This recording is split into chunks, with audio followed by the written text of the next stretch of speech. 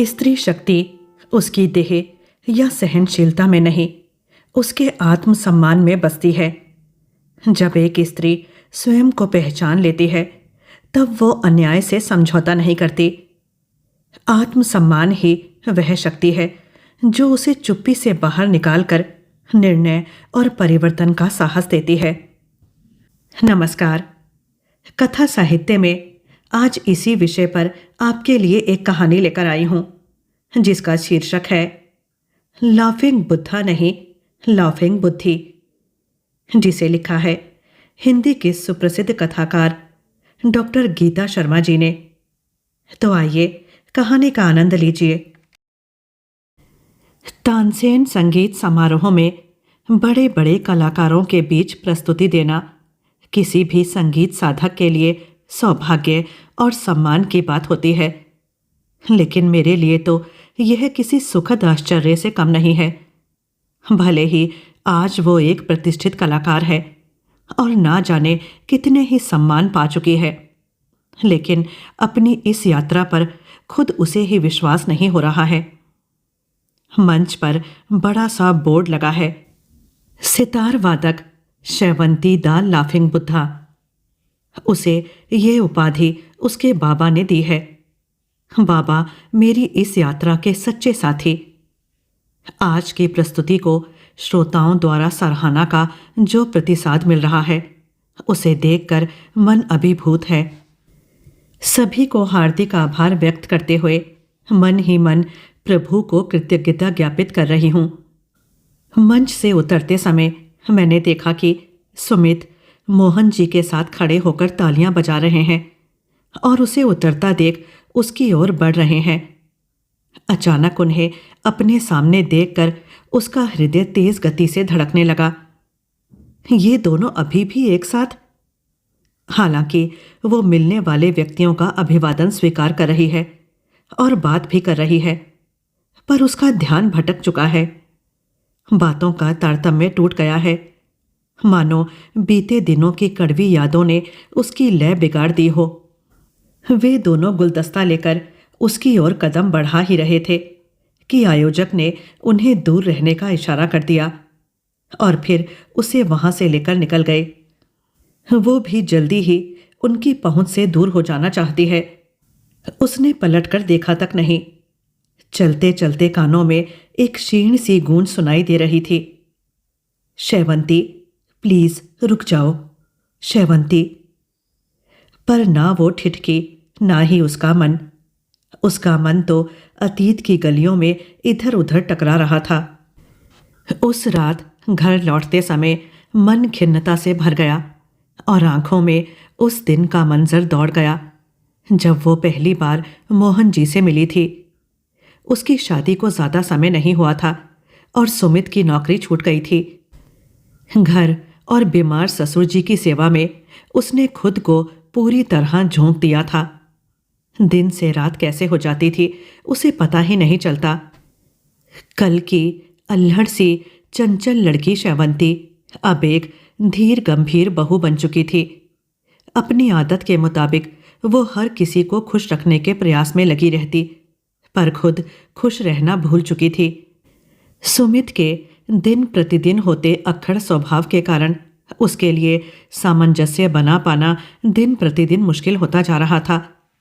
उसे समझ नहीं आता कि उसे किस बात की सजा दी जा रही है। उसे लगता कि मानो उड़ती चिड़िया के पंख काट दिए गए हों और वो पिंजरे में ना होकर भी कैद में है।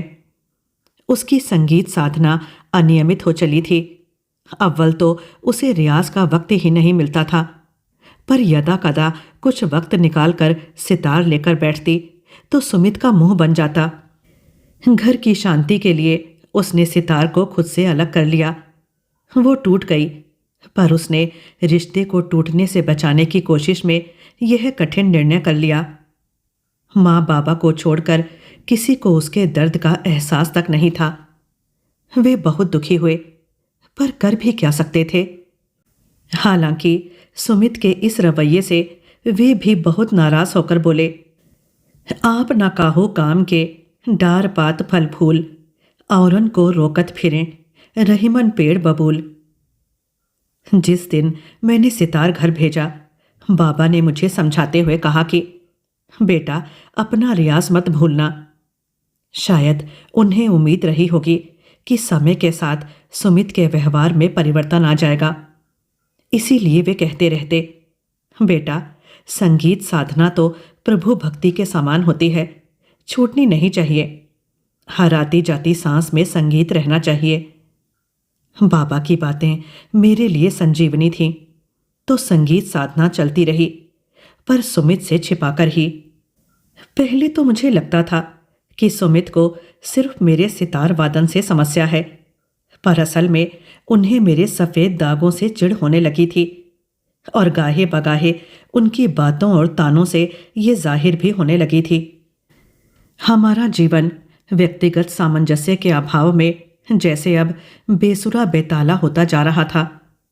सुमित के पिता के इलाज में जो थोड़ी बहुत जमा पूंजी थी, वह भी नहीं रही।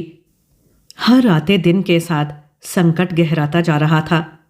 जब आर्थिक तंगी के कारण मैंने ट्यूशन पढ़ाने की बात कही, तो सुमित अनमने भाव से ही पर तैयार हो गए। म्यूजिक ट्यूशन फीस अधिक मिलने के कारण ही मेरा थोड़ा बहुत रियाज फिर से शुरू होने लगा। हालांकि घर के लोगों को तो अब भी यह शोर ही लगता था, पर चूंकि अब संगीत ही घर चला रहा था, तो विरोध उतना मुखर नहीं था। सुमित को नौकरी की सख्त जरूरत थी। वे कोशिश भी बहुत कर रहे थे, लेकिन सफलता हाथ नहीं लग रही थी।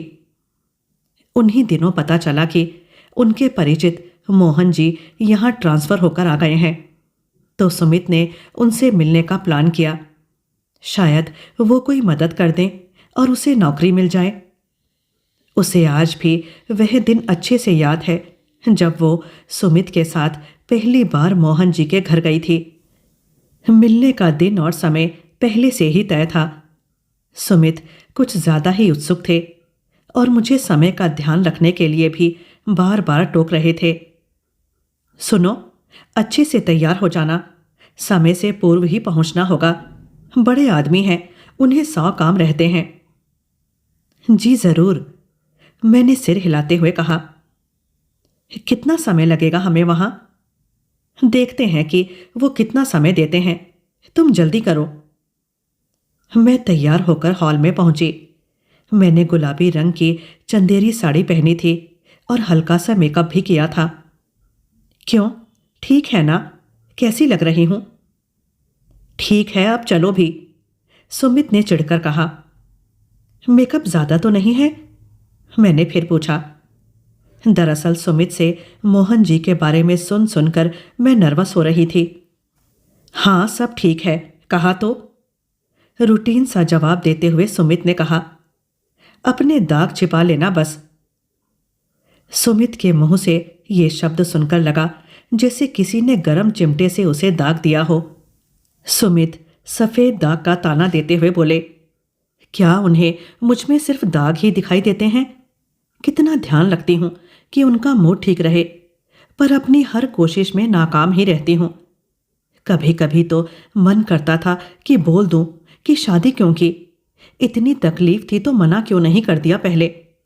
ये बात छुपाई तो नहीं थी, पर समय की नज़ाकत समझकर चुप रह गई। अपनी आंखों में भर आए आंसुओं को हमेशा की तरह अंदर ही जब्त कर लिया और वहां से चली आई।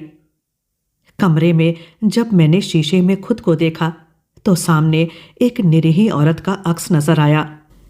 सुमित की उसके प्रति तिरस्कारपूर्ण व्यवहार ने मानो उसका आत्मविश्वास ही छीन लिया है। उसका प्रतिबिंब मानो पूछ रहा हो कि तुम कब से इतनी कमजोर हो गई कि अपने को इतनी शक्तिहीन, गुणहीन और सौंदर्य विहीन समझने लगी। तुम तो कितनी खुशमिजाज लड़की हुआ करती थी। सच ही तो है, उसे अपने ऊपर, अपनी काबिलियत पर कितना विश्वास था। माँ बाबा को भी चिंता करते देखती तो हमेशा कहती, अरे माँ, आप क्यों चिंता करती हो? देखना, कोई राजकुमार आएगा मुझे ब्याहने, और उसे इन सफ़ेद दागों से कोई परेशानी भी नहीं होगी, क्योंकि मैं अगली डकलिंग हूँ। अरे, देह पर दाग भले हों, पर किरदार में दाग नहीं होना चाहिए। वो फिल्मी डायलॉग में बोलती, आपको मेरे ऊपर नहीं तो अपने दिए संस्कारों पर भरोसा होना चाहिए जानी। और भी ना जाने कितने डायलॉग बोलकर उन्हें खुश कर देती थी। बाबा उसकी एक्टिंग देखकर खूब हंसते थे और माँ को भी चिंता ना करने की सलाह देते हुए कहते, कितनी काबिल है हमारी बिटिया, जहां जाएगी उस घर आंगन को खुशियों से भर देगी। फिर कितना अच्छा सितार वादन करती है, देखना बड़े बड़े स्टेज पर परफॉर्म किया करेगी। तुम नाहक ही अपना मन छोटा करती हो। हाँ बाबा, और आप दोनों सामने बैठकर मेरा कार्यक्रम देखेंगे। टिकट लगेगी मेरे कार्यक्रम में आने की, और जो आपकी तरह टसवे बहाएगा ना तो फिर नो एंट्री। क्यों, है ना बाबा? बिल्कुल, बाबा हुंकार भरते हुए कहते, क्यों नहीं? पर अब वही लड़की खुद ही बात बात पर टसवे बहाती रहती है। पता नहीं बाबा का अभिमान और मेरा विश्वास कौन लील गया। अपने इस रूप परिवर्तन पर उसे खुद ही विश्वास नहीं होता है और उसे लगता है कि जैसे वो पहले वाली श्रवंती पिछले जन्म में थी, इस जन्म में उसने एक रोंदू लड़की के रूप में जन्म लिया है। मैं सोचते सोचते वहीं खड़ी होकर रह गई। कितनी बदल गई है उसके आसपास की दुनिया। जो लड़की जहां होती वहीं हंसी ठहाके लगते रहते।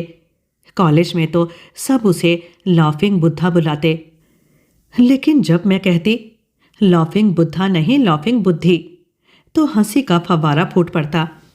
रोज कुछ ना कुछ होता था उसके पास, कभी किसी टीचर की मिमिक्री, तो कभी कोई फिल्मी हीरो की एक्टिंग, कभी कोई गाना, तो कभी कोई और नाटक दिखाकर लोगों की चहेती बनी रहती। इतनी खुश रहने वाली और सबको खुश रखने वाली वो लड़की आज शीशे के सामने अपनी रोनी सूरत लेकर खड़ी है। क्या वास्तव में ये वही लड़की है जिसे लोग लाफिंग बुद्धा बुलाते थे? अरे और कितना सजोगी, अब बस भी करो, दाग धब्बे छिप गए हो तो बाहर निकल आओ। सुमित की गड़गड़ाहट सुनकर उसकी अतीत यात्रा को यकायक तेज ब्रेक लगा और वो चुपचाप आकर गाड़ी में बैठ गई। मोहन जी के घर पहुंचने तक उन दोनों के बीच गहरी चुप्पी पसरी रही। गाड़ी रुकी तो सामने एक बड़ा सा बंगला था जिसे बहुत करीने से संवारा गया था। आइए आइए, अपने ड्राइंग रूम का दरवाज़ा खोलते हुए मोहन जी बोले, स्वागत है आपका। धन्यवाद सर, हाथ मिलाते हुए सुमित ने कहा। वो तय समय से पहले ही वहां पहुंच गए थे। मोहन जी शायद अभी रेस्ट कर रहे थे, ऐसा उन्हें देखकर लग रहा था।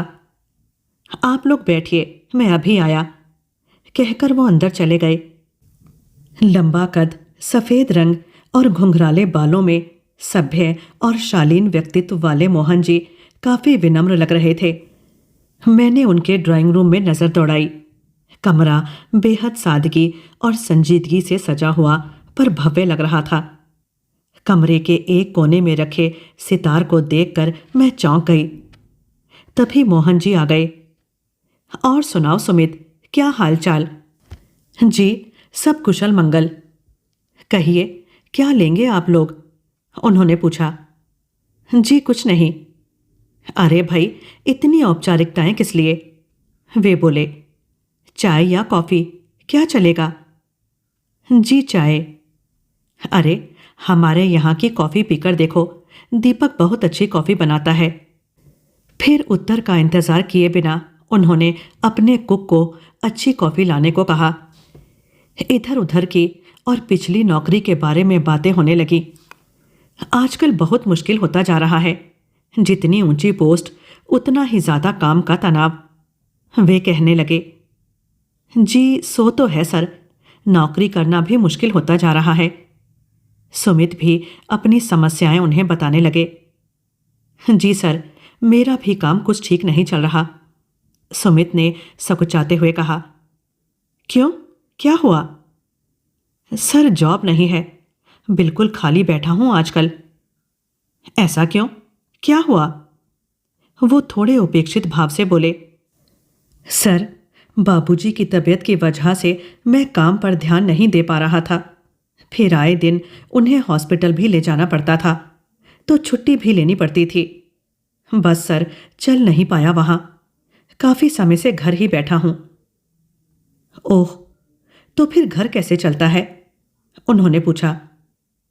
शैवंती का जॉब है, एक प्राइवेट स्कूल में पढ़ाती है और शाम को ट्यूशन भी लेती है, संगीत सिखाती है। मैं मूक दर्शक बनी उनकी बातें सुन रही थी, पर अपना नाम सुनकर चौंक गई। अरे वाह, आप संगीत सिखाते हैं? मेरी ओर रुख करते हुए मोहन जी बोले। जी सर, थोड़ा बहुत। क्या सिखाती हैं आप? जी, सितार सीखा था, पर अब नहीं बजाती। अरे वाह, क्या बात है, पर बजाना क्यों बंद कर दिया? जी, सितार में अब वैसी रुचि नहीं रही, रियाज भी छूट गया है।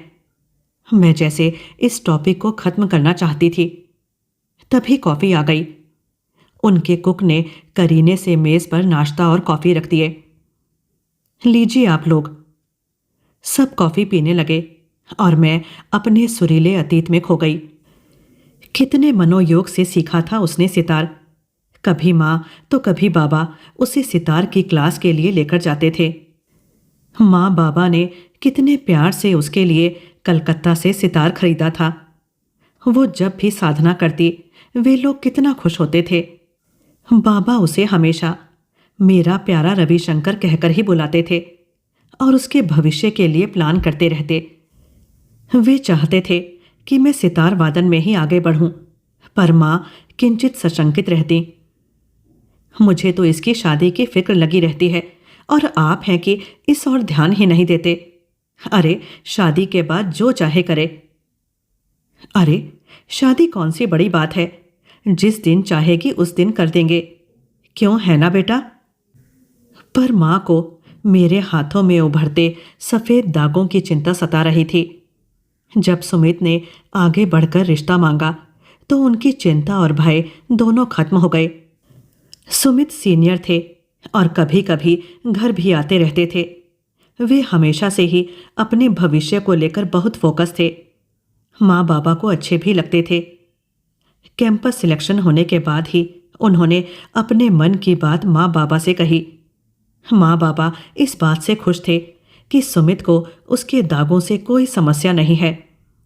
पर शादी के कुछ समय बाद ही उनकी मंशा जाहिर होने लगी कि वास्तव में मेरा इकलौती संतान होना ही उनके निर्णय की असली वजह थी।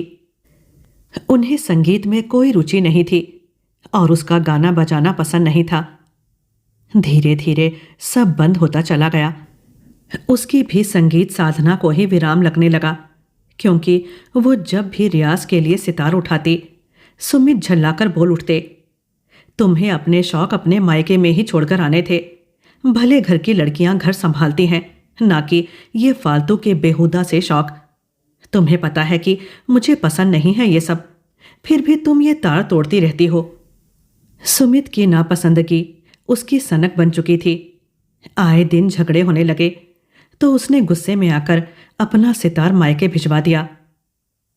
अनायास फोन की घंटी बजी और मैं धपाक से अतीत से वर्तमान में आ गिरी।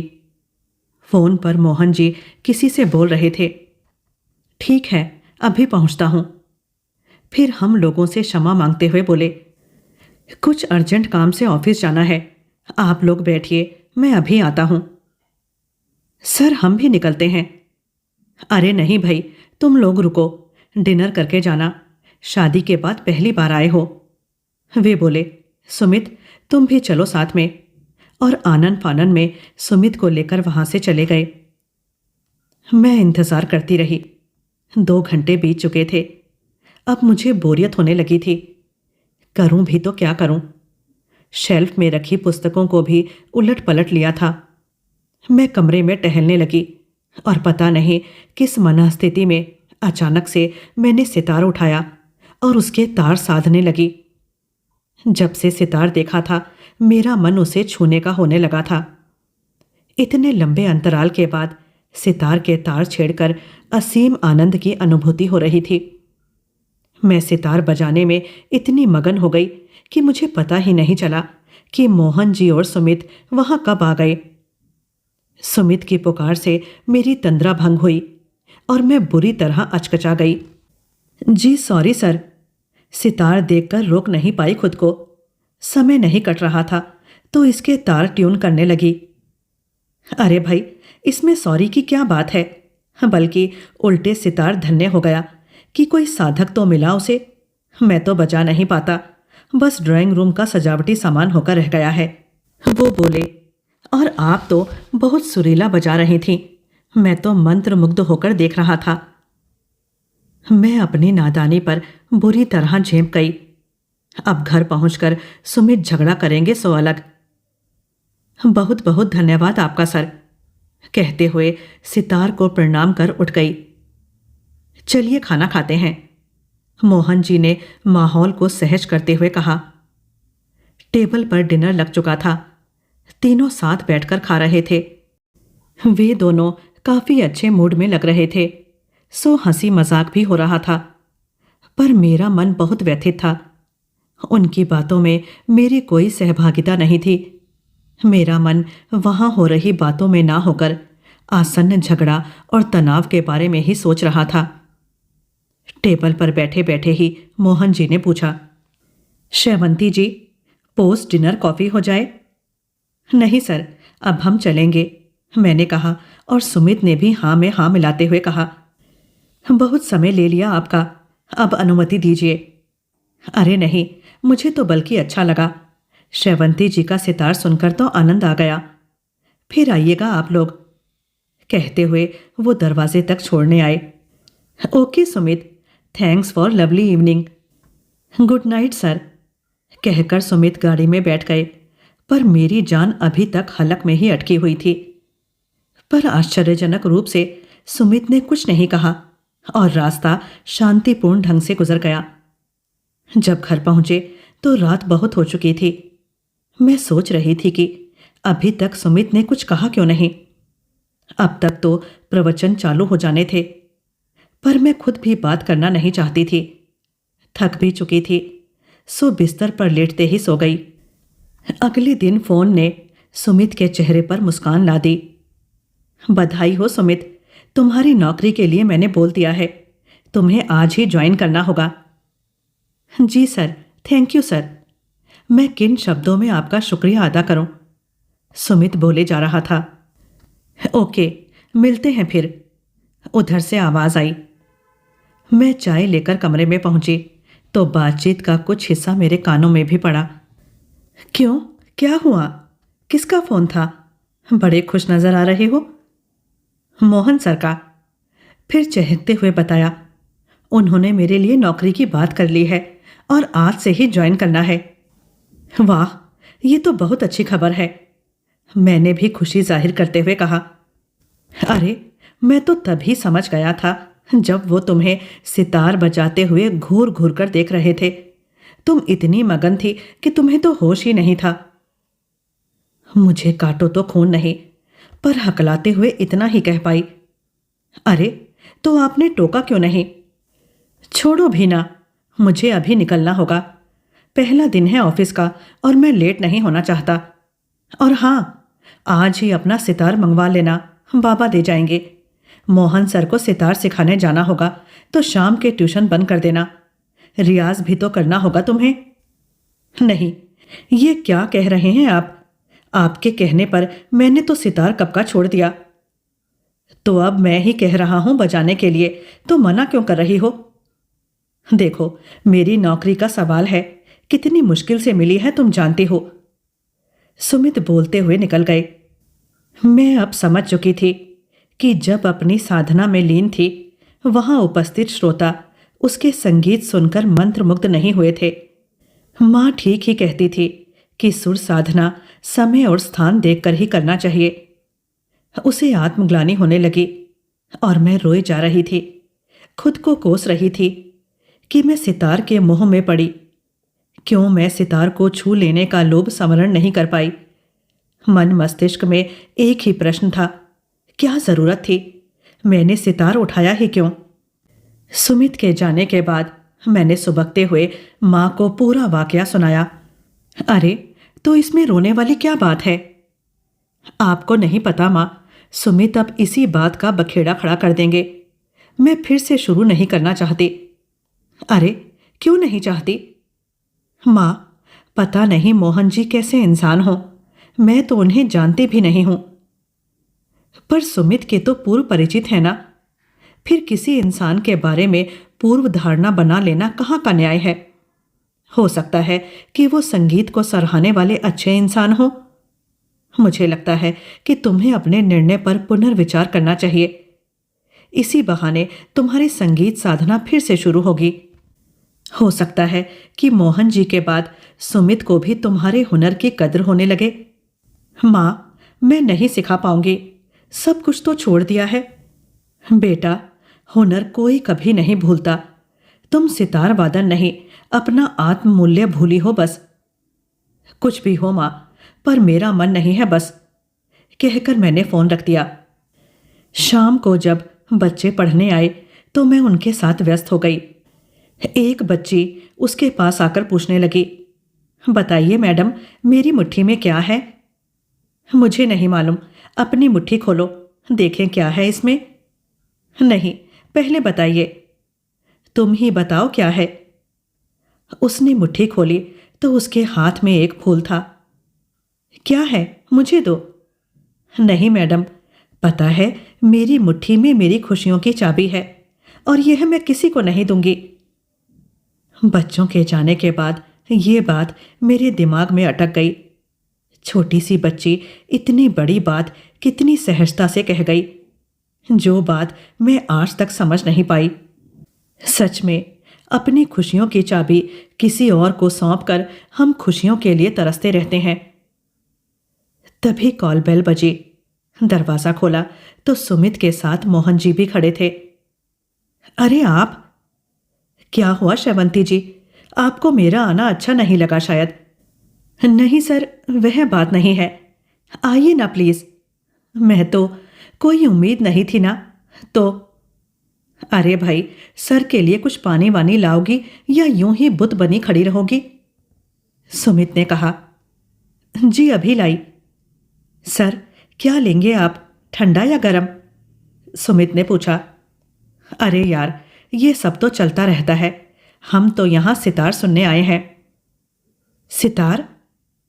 सुमित ने अचकचाकर पूछा और फिर मुझे आवाज लगाते हुए कहा, श्रवंती, तुमने सितार के लिए बोल दिया ना बाबा से? कब आ रहे हैं बाबा? सर, मैंने बताया था ना कि वह सितार में कुछ खराबी आ गई थी तो सुधारने भेजा है। श्रवंती के बाबा दे जाएंगे, बस कुछ ही दिनों की बात है। तो कोई बात नहीं, जब तक आपका सितार सुधर कर नहीं आ जाता आप हमारा सितार बजा सकती हैं। ये समझिए वह भी आपका ही है। मैंने कोई प्रतिक्रिया नहीं दी, बस चाय और नाश्ता लगाकर उनकी बातें सुनती रही। जब सुमित अंदर गए तो मोहन जी बोले, अरे आपके हाथों में तो जादू है, जादू श्रवंती जी। और हाँ, चाय भी बहुत मीठी है, आपके सितार वादन जैसी। उनकी बातों से मैं चौंक गई। सुमित बता रहा था कि आपके हाथों में दाग हैं, पर मुझे तो दाग नहीं, जादू दिखाई देता है आपके हाथों में। तभी सुमित वहां आ पहुंचे तो मोहन जी ने विषय बदलते हुए कहा, अगर आप चाहें तो शहर में होने वाले संगीत समारोहों में आपके सितार वादन का भी कार्यक्रम रखवा देते हैं। क्या ख्याल है श्रवंती जी? तुम क्या कहते हो सुमित? नाम होगा, एक पहचान मिलेगी। अरे, जो कला है उसको दिखाना भी चाहिए, कला छुपाने से नष्ट हो जाती है। मैं चुप ही रही, पर सुमित ने पता नहीं किस मजबूरी के चलते हाँ कर दी। खाना खाकर मोहन जी तो चले गए, पर जाते जाते सितार सुनाने और सिखाने के लिए निवेदन भी कर गए। सुमित ने भी उनकी हाँ में हाँ मिलाते हुए कहा, क्यों नहीं सर, आप इतना कर रहे हैं हमारे लिए, हमारा भी तो कोई फर्ज बनता है ना। मैं सोच रही थी कि सितार वादन से सुमित की चिढ़ इतनी जल्दी कैसे खत्म हो गई। सुमित ने खुद ही फोन करके बाबा से सितार दे जाने के लिए भी बोल दिया, लेकिन स्वास्थ्य ठीक ना होने के कारण वे आ नहीं पा रहे थे। मोहन जी ने अपना सितार भिजवा दिया तो सुमित मुझ पर नियमित रियाज के लिए दबाव बनाने लगे। अनमने भाव से ना तो प्रभु भक्ति की जा सकती है और ना ही संगीत साधना। धीरे धीरे माँ के कहने पर मैंने अपना रियाज फिर से शुरू कर दिया और आने वाले समारोह के लिए खुद को तैयार भी करने लगी। मोहन जी का सुमित के साथ ही हमारे घर आना लगभग रोज होने लगा था। लेकिन एक दिन जब दोपहर में मैं रियाज कर रही थी तो कॉल बेल बज उठी। देखा तो मोहन जी अकेले ही थे। सुमित कहाँ है? मैंने पूछा तो बोले, अरे मैं तो इधर से गुजर रहा था तो सोचा चलकर आपके हाथ की चाय पी लूंगा और देख भी लूंगा कि रियाज कैसी चल रही है। सर ठीक ही चल रही है। मेरी असहजता भांपते हुए बोले, मेरे आने से आप नाराज तो नहीं है ना? मैं बिना कुछ बोले अंदर चली आई और सुमित को फोन करने ही लगी थी कि मोहन जी ने मुझे पीछे से आकर मेरा हाथ पकड़ लिया। मैं बुरी तरह डर गई और उनसे हाथ छुड़ाने की कोशिश करने लगी। ये क्या कर रहे हैं आप? हाथ छोड़िए मेरा। उन्होंने मेरा हाथ छोड़ते हुए कहा, अरे इतना ओवर रिएक्ट क्यों कर रही हो? मैं सुमित को फोन करने लगी। वे गुस्से में आकर बोले, सुमित को बताकर ही आया हूं, उसे तुमसे अधिक नौकरी की जरूरत है और तुम्हें भी तो मेरे जैसे कद्रदान की। सुमित क्या ये पहचान और प्रसिद्धि दिलवा पाएगा कभी तुम्हें? मेरे कहने पर ही तो मौका मिला है तुम्हें, समझी? तो आप ये सब इसलिए? आपने सोच भी कैसे लिया? आप अभी निकल जाइए यहां से। और हां, मैं आपके दिए इस अवसर को ठुकराती हूं। मुझे आपका कोई एहसान नहीं चाहिए। गैस पर रखी चाय खौल रही थी। इतने नखरे क्यों दिखा रही हो? तुम तो क्या दाग दगीली देह लेकर घूम रही हो? क्या कहा आपने? तो फिर आप क्यों? छी, घिन आती है मुझे आपकी इस गंदी सोच पर। मैं अपना आपा खो चुकी थी। गैस पर रखी चाय जलने लगी थी और जलने की दुर्गंध पूरे घर में भरने लगी थी। चले जाइए यहां से अभी, मैंने चीखते हुए कहा। वे गुस्से में तिलमिलाते हुए भाग खड़े हुए और मैं दरवाजा बंद करके दहाड़े मारकर रोने लगी। मैं जड़ हो चुकी थी। रात होने को थी पर सुमित अभी तक लौटे नहीं थे। फोन किया तो मुझ पर ही नाराज होने लगे। मुझे कुछ समझ नहीं आ रहा था। मैं बुरी तरह टूट चुकी थी। क्या करूं? कहां जाऊं? अभी भी कुछ सोच नहीं रहा था, पर यहां नहीं रहना इतना जरूर समझ चुकी थी। घर छोड़ने से पहले मैंने सुमित को अंतिम पत्र लिखा और अपना सामान लेकर घर से निकल गई। सुमित, मैं जा रही हूं हमेशा के लिए। तुम्हें तुम्हारी नौकरी मुबारक सुमित। मेरी त्वचा पर उभरे दाग तो दिखते हैं, लेकिन तुम्हारे चरित्र और व्यक्तित्व पर जो कोड़ फूट आया है वह तो तुम्हें खुद भी दिखाई नहीं देता है। मैं तो अपनी त्वचा पर उभरे दागों के साथ रह लूंगी, पर तुम्हें अपने चरित्र पर लगे दागों के साथ ही रहना होगा, अकेले। मैं सीधे ऑटो स्टैंड की ओर बढ़ चली, पर कब और कैसे मैं माँ बाबा के पास पहुंची मुझे कुछ याद नहीं। घर पहुंचकर मेरी जो रुलाई फूटी तो बंद होने का नाम ही नहीं था। मैं बस रोए जा रही थी।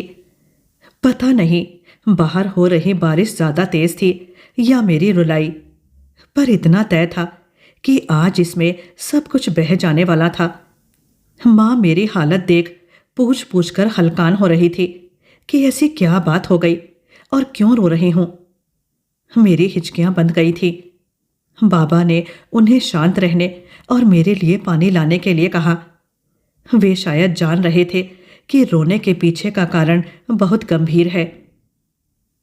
तुम अभी आराम करो, कल सुबह बात करेंगे।